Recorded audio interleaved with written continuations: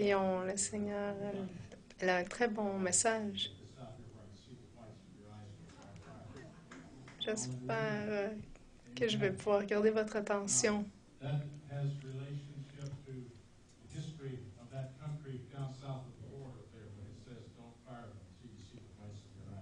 Il y a une expression américaine qui, malheureusement, je suis désolée, je ne peux pas la traduire, je ne la comprends pas. Notre pasteur a commencé ce soir en disant que le royaume de Dieu ne vient pas de l'observation. C'est ce que Jésus a dit. On attend, on recherche le royaume de Dieu, on a l'impression que ça va venir comme une grande ville sur la terre. Mais Jésus a dit que c'est pas comme ça que le royaume de Dieu va venir. Ça va venir de l'intérieur de nous. Parce que c'est là que se situe le royaume de Dieu. On va en parler ce soir. Votre pasteur m'a donné un sujet de construire le royaume de Dieu, mais c'est le royaume de Dieu et c'est lui qui va le construire. Il va nous utiliser, oui, mais c'est lui qui va le construire. Jésus a prié dans Matthieu, dans le sermon sur la montagne. On trouve quelques versets là-dessus, mais dans Matthieu, verset 6, Jésus a commencé en disant « Notre Père qui es aux cieux ». On a tous entendu ça. Nous avons commencé à entendre, à apprendre que Jésus priait en disant « Ton royaume vienne sur la terre comme il est au ciel ». Comment c'est au ciel, justement? On a cette idée que le paradis, c'est un endroit où les gens volent avec des ailes. Et je vais juste vous dire qu'il n'y a pas d'êtres humains qui sont des anges. Parce que parfois nos enfants meurent jeunes.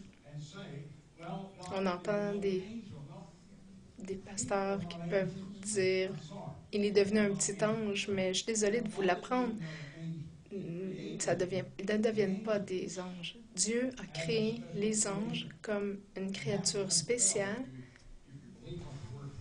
Si vous croyez ce que la parole de Dieu, il a seulement la moitié de ce qu'il a créé parce que l'autre moitié sont allés du côté de l'ennemi dans les puissances démoniques. Donc, c'est pas une écriture, dans l'écriture, de dire qu'on devient des anges. Il faut juste être honnête et entendre la prière de Jésus qui dit que ce qu'il y a au ciel vienne sur la terre. C'est le royaume de Dieu, c'est le royaume, le règne de Dieu. Moi, je ne crois pas qu'au paradis, c'est une place inactive. Lorsque les gens décèdent et vont au ciel, ils ne vont pas passer les prochaines éternités dans l'inactivité.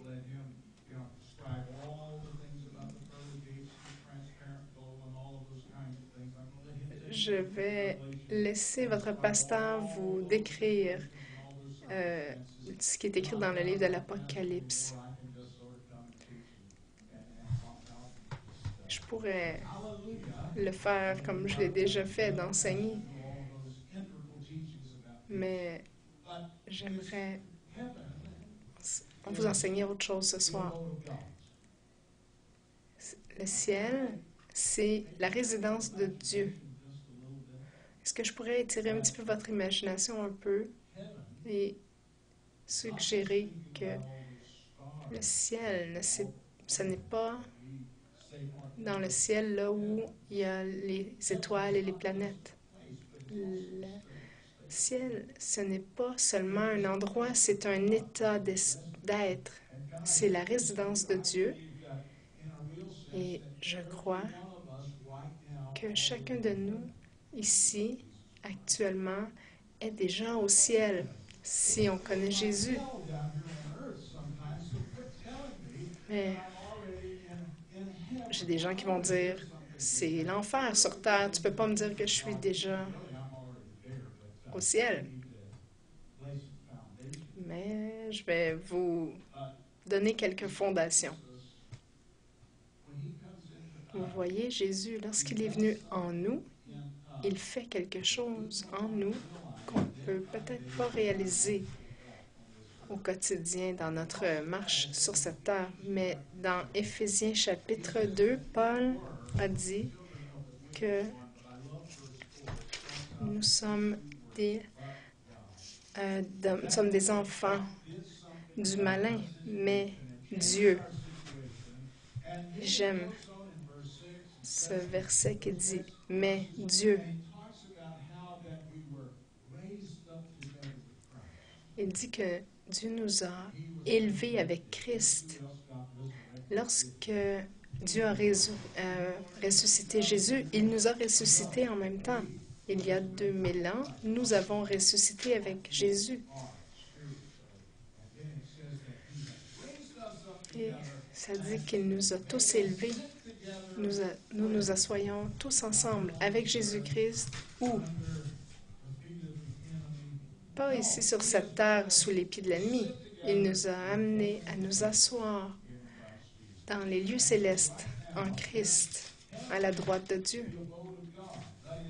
Alors, le ciel, c'est la résidence de Dieu, mais c'est là aussi où vous et moi, tout comme Jésus, nous raisonnons.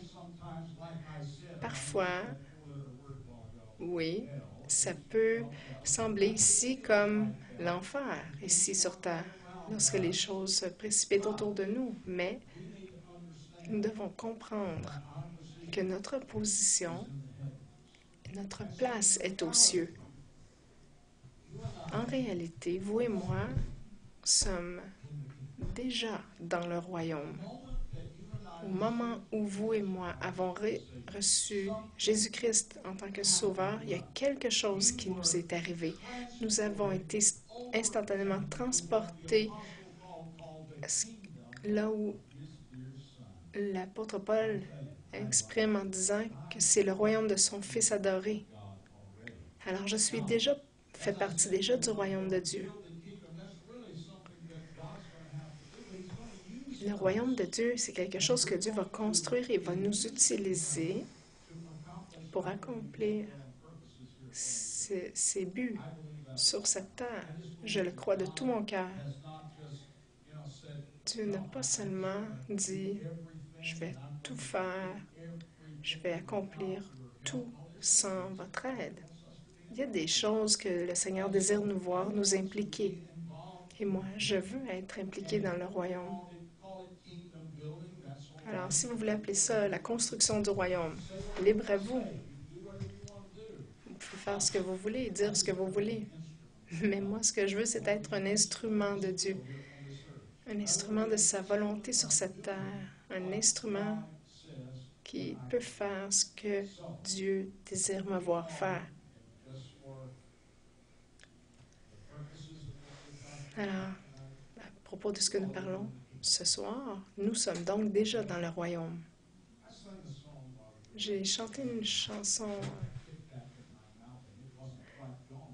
J'avais un tic-tac dans ma bouche, une menthe. J'espère que vous avez bien entendu. Et je voulais dire, ça disait que nous sommes le temple, la maison de Dieu.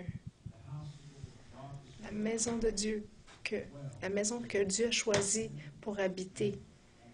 Dieu a choisi d'habiter dans l'homme. Nous sommes choisis. Il a choisi d'habiter en vous et en moi. Et lorsqu'il est en nous, devinez où est rendu le royaume de Dieu? C'est ce que Jésus a dit. Le royaume de Dieu ne se voit pas avec les yeux parce qu'il est à l'intérieur de vous. Dieu désire que son royaume soit non seulement à l'intérieur de nous, mais aussi à l'intérieur d'autres personnes. Et ce sont quelque chose que nous devons comprendre à propos du royaume de Dieu. Jésus est venu prêcher, en fait, seulement un message.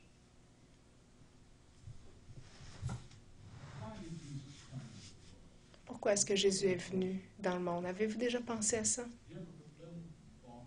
Y avez-vous déjà vraiment pensé? Je sais, on a des écritures qu'on aime répéter, qu'il est venu chercher, trouver ce qui est perdu. Oui, il l'a fait. Mais est-ce que c'est la raison ultime pour laquelle il est venu? Je crois que la raison pour laquelle il est venu dans le monde, c'était pour établir le royaume de Dieu sur terre. En faisant cela, il est venu chercher et trouver ce qui est perdu, parce que le royaume est constitué de gens. Si on avait un royaume ce soir qui serait un peu légalement, de façon quelconque, le Canada ferait partie du Royaume-Uni, peu importe que vous aimiez ou pas. C'est une partie de l'histoire que le Canada a fait partie du Royaume-Uni, de la Grande-Bretagne. Je vois l'image de la reine d'Angleterre sur les billets. On la voit un peu partout en Angleterre. C'est un royaume, c'est là où le roi ou la reine règne. Donc, le Canada fait partie du Royaume-Uni, de la Grande-Bretagne, de l'Angleterre. Écoutez, je sais qu'elle ne règne pas comme un roi a déjà régné, mais laissez-moi vous redire que le royaume de Dieu, c'est là où Dieu règne. Le royaume de Dieu, si vous voulez une définition, c'est là où Dieu règne. Et je crois qu'il règne en vous et en moi actuellement. Donc, nous sommes dans le royaume. Nous sommes dans cet endroit où Dieu règne. Alors, je vais vous demander cette question à 64 000 $. Est-ce qu'il règne en vous? Avez-vous entendu la question?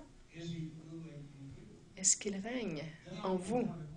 Alors, je vais le tourner sur moi. La question, est-ce qu'il règne en moi? Parce que ça, c'est comme les choses devraient être. Le royaume, c'est là où un règne règne, un roi règne. Est-ce qu'il règne en vous? Est-ce qu'il règne en moi? Alors, si je suis né de nouveau, fait partie du royaume, est-ce que je le laisse régner en moi? Est-ce que je le laisse être en contrôle? On doit répondre à cette question. On doit arriver à cet endroit où on s'abandonne au règne de Jésus-Christ. Donc, pourquoi Jésus est venu dans ce monde? Dans ma compréhension, c'est pour construire le royaume de Dieu dans ce monde. Il a cherché les perdus et il les a amenés dans le royaume par le salut.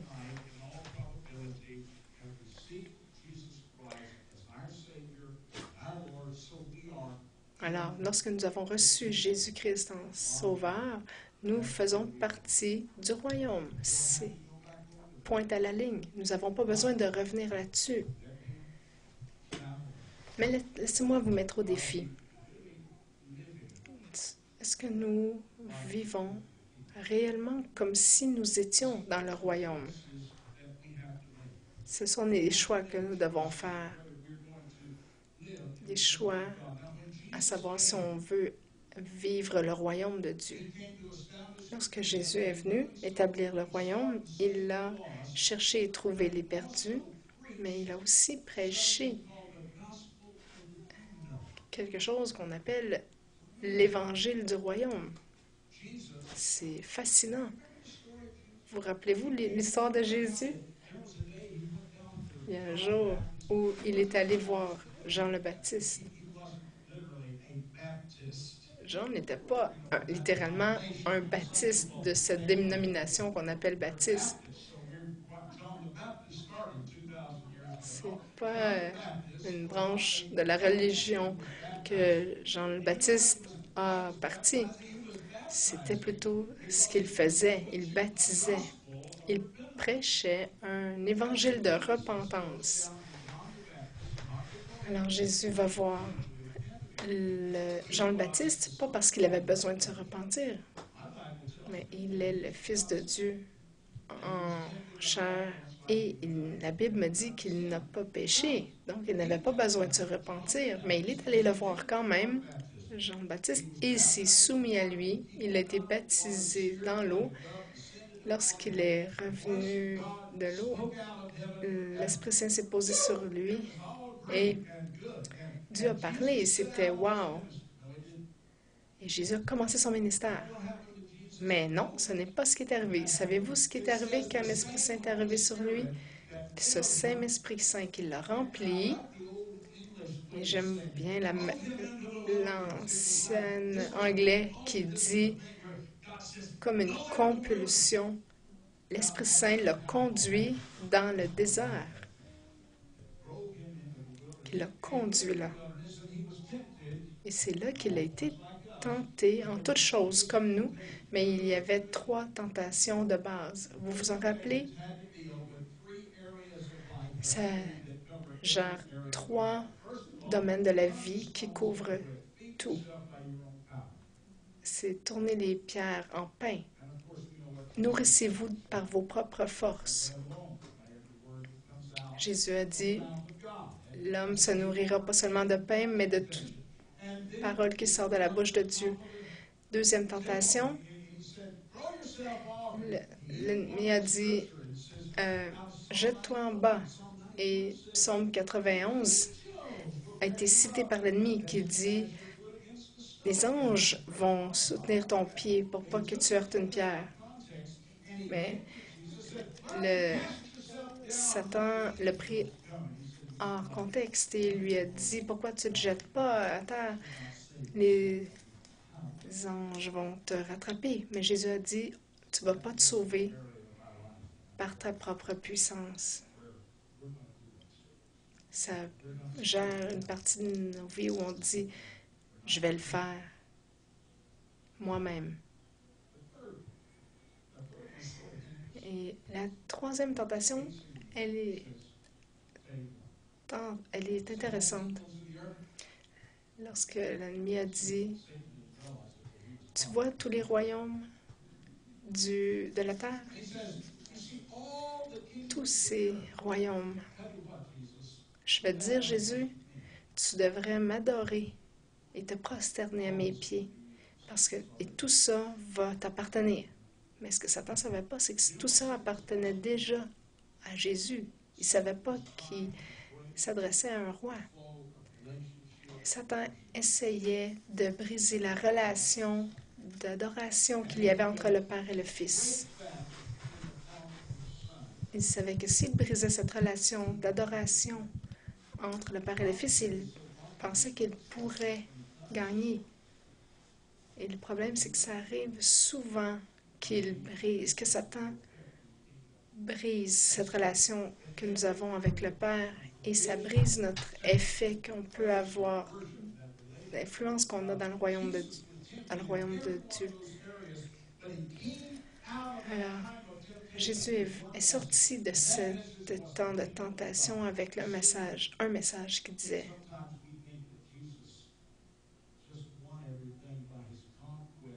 parfois on pense que Jésus a tout vaincu par la croix, mais il a vaincu dans ce territoire du désert en refusant de se prosterner à l'ennemi. Il y avait une victoire dans le désert qui lui a amené la possibilité de prêcher la bonne nouvelle du royaume. La Bible dit que la bonne nouvelle devrait être prêcher dans le monde, partout dans le monde, et je crois que ça va arriver. Dans Matthieu 24, Jésus dit que le royaume va être prêché dans tout le monde, et ensuite, sur toute la terre, et ensuite le royaume viendra. Je ne crois pas que ça a été encore prêché partout sur toute la terre, mais je crois que ça s'en vient avec tous les médias.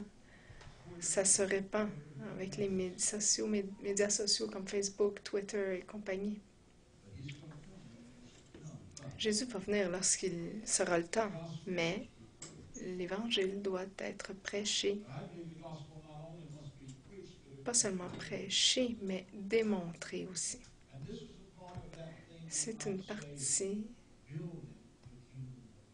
de ce qu'on peut appeler bâtir le royaume de Dieu. On prêche l'Évangile, mais dans le livre des Actes, chapitre 10, Pierre prêche à la maison de Cornélius. Et c'est intéressant, je ne vais pas vous le dire en complet, mais il est très puissant ce message. Mais à l'intérieur de ce message, il vient à un endroit qu'on peut souvent répéter lorsqu'on parle de guérison. Dans chapitre 10, verset 38,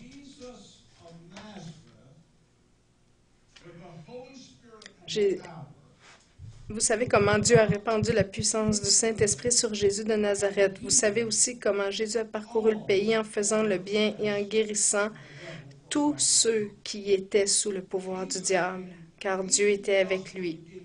Jésus est venu prêcher la bonne nouvelle du royaume, mais il a aussi démontré la puissance du royaume en prenant la puissance de l'Esprit Saint qui était à l'intérieur de lui et en ne seulement pas en les sauvant qu'ils soient nés de nouveau, mais aussi il les guérissait et il les libérait. Et c'est pour ça que je crois que si nous voulons marcher dans le royaume comme Dieu le veut, nous n'avons pas qu'à prêcher l'Évangile, mais on doit le démontrer aussi, l'Évangile du royaume.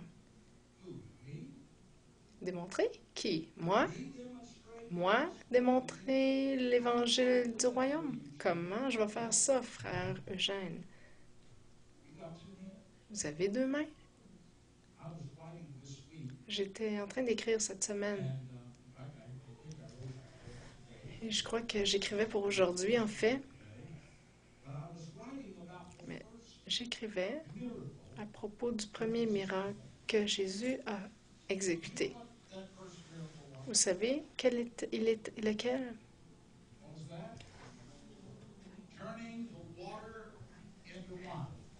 Changer l'eau en vin. Il est allé à un mariage en Galilée. Vous trouvez cette histoire dans le Jean chapitre 2. J'aime vraiment comme Jean l'a présenté Jésus. Il a fait le focus sur les choses que Jésus a fait. Je l'aime beaucoup, l'évangile de Jean. Mais dans le chapitre 2, il dit que Jésus a été invité à un mariage avec ses disciples et son père. Et sa mère était là. La mère de Jésus était au mariage. J'apprécie Marie. C'était une femme de foi. Parce que ça n'a pas pris de temps qu'après le début du mariage, ils ont manqué de vin. Et ça, c'est un grand embarras pour les hôtes du mariage. Et là, sa mère, la mère de Jésus va voir Jésus et dit, ils n'ont plus de vin. J'aime ce que Jésus a fait. Je ne comprends pas parfois certaines choses qu'il a fait, mais je ne suis pas certain que la mère de Jésus a apprécié la réponse. Jésus a dit, qu'est-ce que ça a à voir avec moi ou avec toi?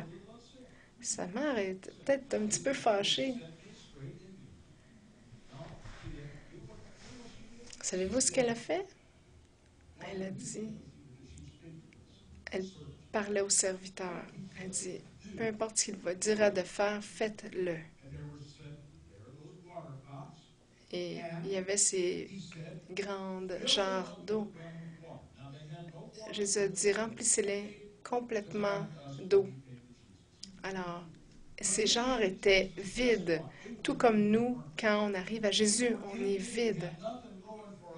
On n'a rien qui fonctionne pour nous. On n'a aucune justice euh, vraiment qui vale la peine. On est plein de linge bouilleux. Et Jésus nous verse en nous l'eau du salut. Nous allons boire au puits du salut. Lorsqu'on a connu Jésus, on est allé au puits du salut, mais on a bu jusqu'à se remplir, jusqu'au bord. On a été rempli jusqu'au bord des eaux du salut.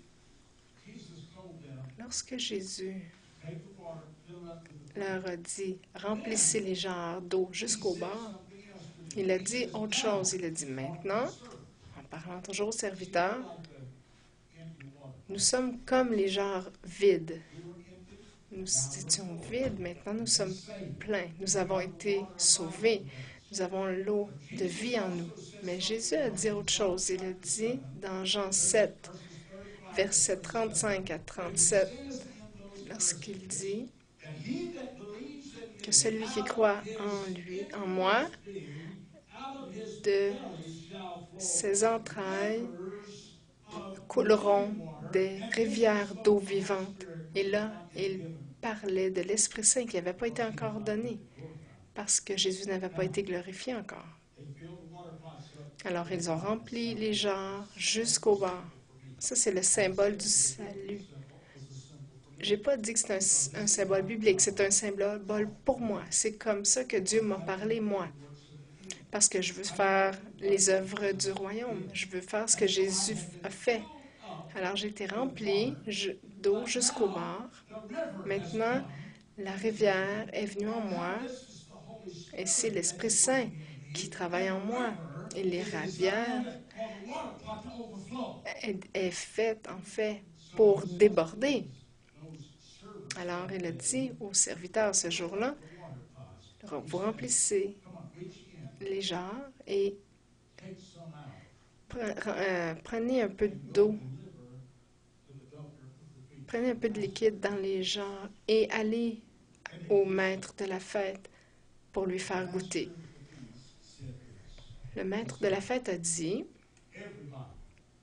tout le monde, en général, prend le meilleur vin en premier et garde le mauvais vin pour la fin.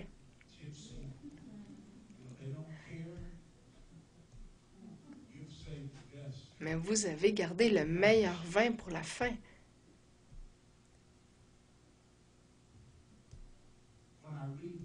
Quand je lis cela, savez-vous ce que ça me dit? Ça dit que lorsque l'Esprit Saint vient en nous, comme lorsque l'Esprit Saint est venu en Jésus, parce que Pierre a dit, quand il était à la maison de Cornélius, il a dit, Dieu a oint Jésus avec l'Esprit Saint pour guérir et libérer les opprimés.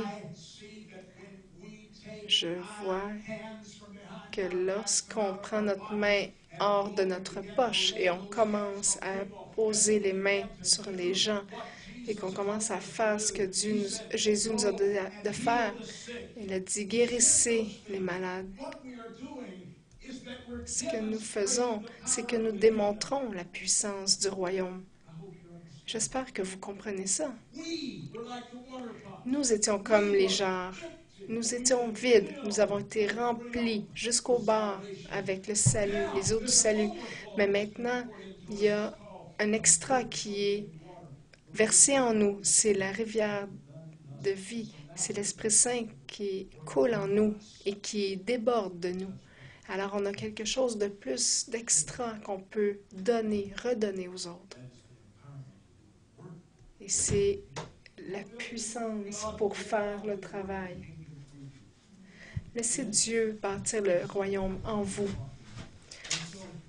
C'est le message qui doit être prêché. C'est le message qui doit être démontré. Nous devons démontrer le royaume de Dieu sur cette terre. Il y a plusieurs années,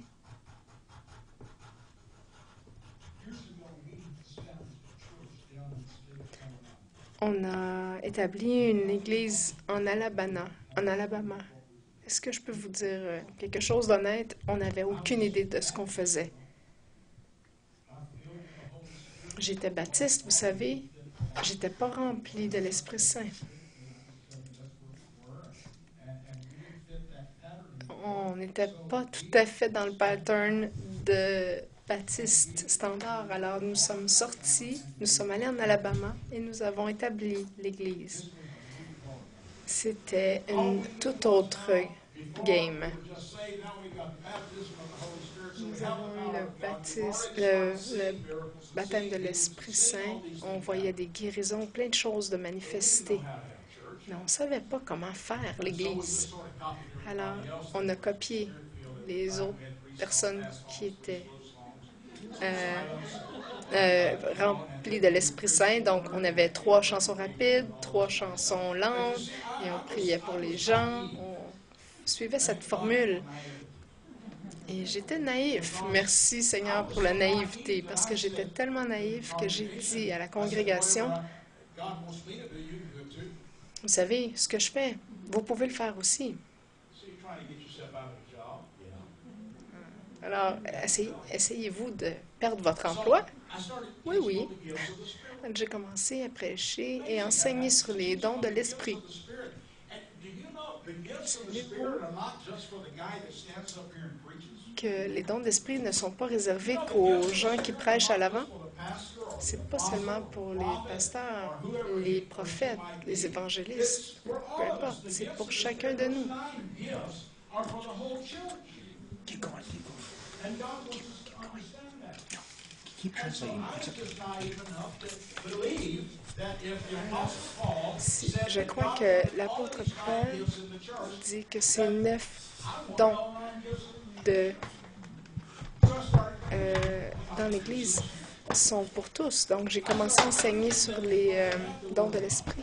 J'ai enseigné que les gens peuvent avoir la parole de connaissance et discerner les esprits. On peut discerner ce que les anges font. Lorsqu'on parle de discernement des esprits, c'est pas seulement pour les démons. Et j'ai commencé à dire qu'on peut tous prophétiser et interpréter les langues. Pas tout le monde a ce don. Mais Dieu veut mettre ses dons dans les gens pour opérer dans l'Église. On est créé pour démontrer le royaume de Dieu. Et je ne savais même pas ce que je faisais. Je savais que ces dons étaient supposés d'être en opération dans l'Église. Alors, tout à coup, on a des enseignements sur la foi. J'ai parlé longtemps sur la foi, pas seulement sur le don de la foi. Je parle que la foi vient d'entendre et d'entendre la parole de Dieu. J'ai commencé à enseigner sur les guérisons et tous ces 9 dons de l'esprit. Et j'avais aucune idée de ce que je prêchais. C'est vraiment incroyable comment les gens ont pu vraiment recevoir ce qu'on disait. Mais lorsqu'il y a les signes qui viennent, les gens parfois doutaient que ça venait de nous. Alors lorsque les gens ont vu ce qui est arrivé. On s'est rassemblés pour une réunion et tout à coup, quelqu'un s'est levé la main et a dit « Ah, ici, il y a quelqu'un qui a une oreille sourde. » Et quelqu'un a dit « Moi, j'ai une oreille sourde. » Alors, là, j'ai dit « Ok, viens ici maintenant. » Et là, il y a quelqu'un qui a dit « C'est à la fin, c'est la fin du service qu'on fait ça. » Mais lorsque j'ai appelé la personne qui a eu la révélation, et là, la personne qui avait l'oreille sourde est venue à l'avant. Donc, je les ai fait pratiquer ensemble.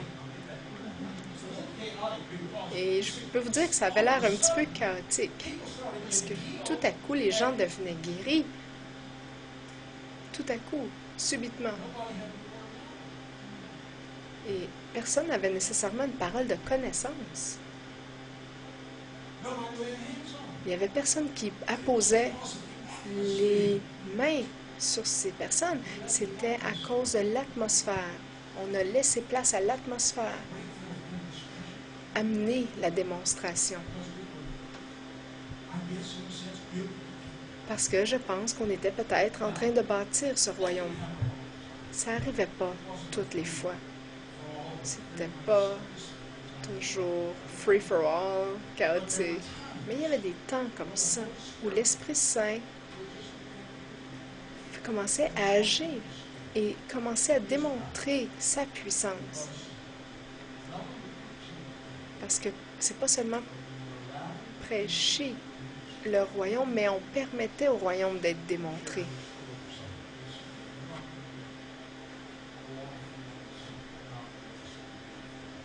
Je vais vous partager quelque chose, une petite histoire, et je vais vous laisser aller pour le reste de la soirée. En décembre dernier, je suis allée en Colombie. C'est une place unique. J'aime beaucoup ce pays. J'aime y aller prêcher parce que c'est là qu'on a vu 30% de la population recevoir le Christ dans les 20 dernières années. Ils ont eu un président rempli de l'Esprit Saint pendant 8 ans. Ça a ouvert les portes pour l'Évangile de Christ dans cette nation comme personne jamais auparavant. On a vu Jésus faire des choses merveilleuses. J'ai été du 15 novembre au 15 décembre. Le dernier réunion qu'on a eu, on était dans une église très, très haute sur les montagnes. Il faisait froid. Tout le monde avait des manches longues, des manteaux. Chaque parcelle de leur peau était protégée. Le pasteur me demande de venir et d'enseigner sur les dons de l'esprit. Il dit, je n'ai jamais enseigné sur les dons de l'esprit dans mon église. Alors, est-ce que tu pourrais venir et enseigner? J'ai commencé le jeudi soir, vendredi, samedi, dimanche.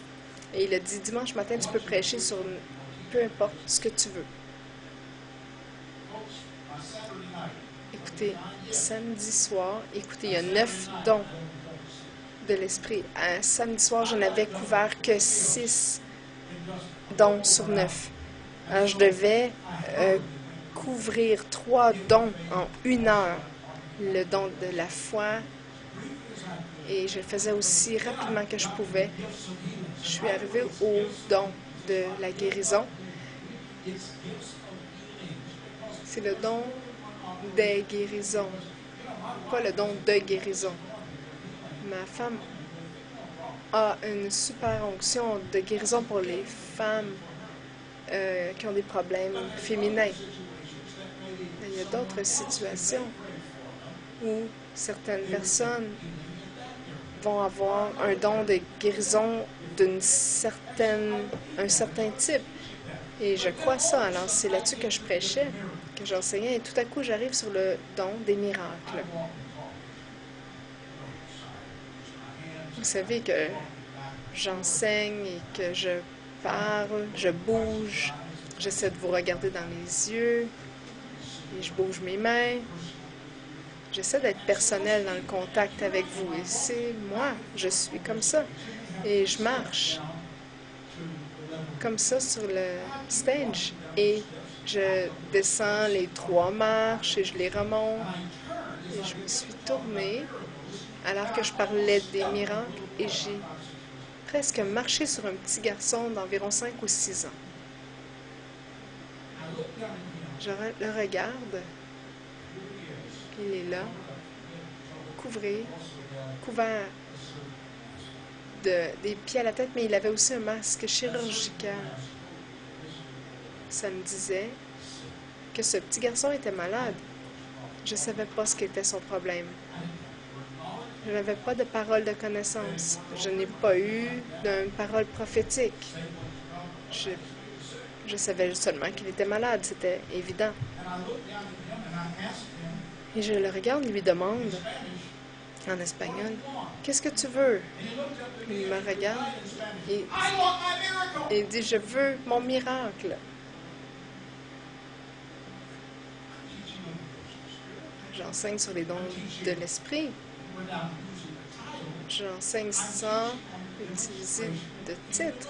J'enseigne sur la démonstration du royaume de Dieu parce que c'est ce que c'est.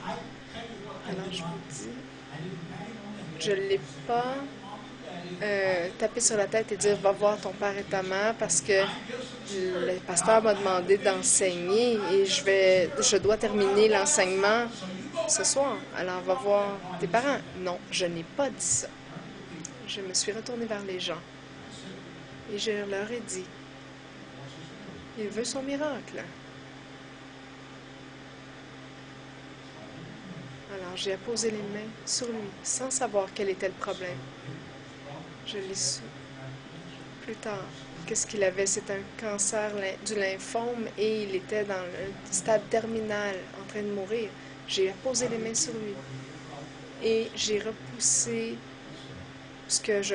peu importe ce que le problème était. En croyant en Dieu pour son miracle et sa guérison. Il y avait 700 personnes qui étaient là à regarder. Et tout à coup, sur ma gauche, il y a des gens qui ont été guéris parce qu'ils rejoignaient dans la foi. Et il y a eu dans l'atmosphère un relâchement et plein de petits foyers de guérison. Parce que toutes ces personnes recevaient les miracles dans cette place. Vous savez pourquoi? Nous donnions de l'espace pour le royaume, la démonstration du royaume. Je n'ai jamais terminé cet enseignement sur les miracles. J'ai dû m'excuser auprès du pasteur. Je lui ai dit, pardon, je m'excuse. Et il dit, on ne veut pas entendre la fin, on veut ce que Dieu veut pour cette Église.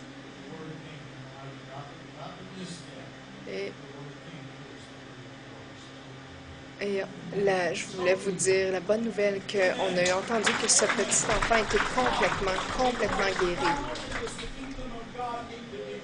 Pourquoi? Parce que le royaume de Dieu ne doit pas être prêché, il doit être démontré. Pas seulement à l'avant. Oui, ce petit enfant est venu à l'avant, j'ai été l'instrument, j'ai été celui qui a pris le temps de prier pour lui. Et nous remercions Dieu pour ça, mais vous savez, les gens, en voyant Dieu agir, ils ont répondu à la présence de Dieu. Et ça, c'est vivre le royaume. C'est l'opération du royaume. C'est permettre au royaume de Dieu d'être littéralement démontré parmi nous, comme de la manière que Dieu veut le faire. Vous savez, j'enseigne pas ce soir. J'enseigne pas que Dieu veut un chaos à chaque fois qu'on vient à l'Église. Non. Ce que je désire, c'est de donner l'opportunité à Dieu, pas seulement de prêcher dans que le royaume soit prêché, mais qu'il soit aussi démontré parmi nous. Parce que je crois que c'est ce que Dieu désire. Alors, je vais terminer demain matin ce que je vais commencer maintenant. Un dernier point ce soir. Dieu désire que nous démontrions le royaume de Dieu en posant les mains sur son peuple. Comme Dieu a oint Jésus-Christ par l'esprit de puissance. Dieu veut que le royaume soit vécu. On va parler de ça à la session du matin demain.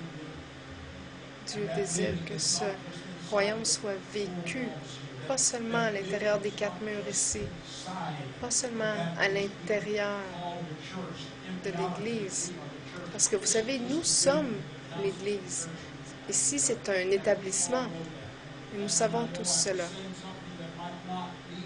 Je sais que ça n'a pas besoin d'être dit, mais juste au cas où vous croyez que cet endroit est l'Église de l'Esprit de Jésus-Christ, s'il vous plaît, recevez que nous sommes l'Église. Dieu nous a appelés à vivre le royaume au milieu de ce monde. Nous allons passer ce point demain matin, mais je voulais juste mettre les fondations. Parce que nous sommes des vaisseaux, des vases vivants. Nous avons été transportés hors du monde naturel. Je vous parle là, au niveau spirituel. Nous avons été transportés du royaume charnel au royaume de son Fils adoré. C'est Dieu qui construit son royaume. Alors laissons Dieu travailler en nous alors que nous touchons le monde dans lequel nous vivons. Amen. C'est la fin de mon enseignement pour ce soir. J'espère que vous allez le recevoir. Amen.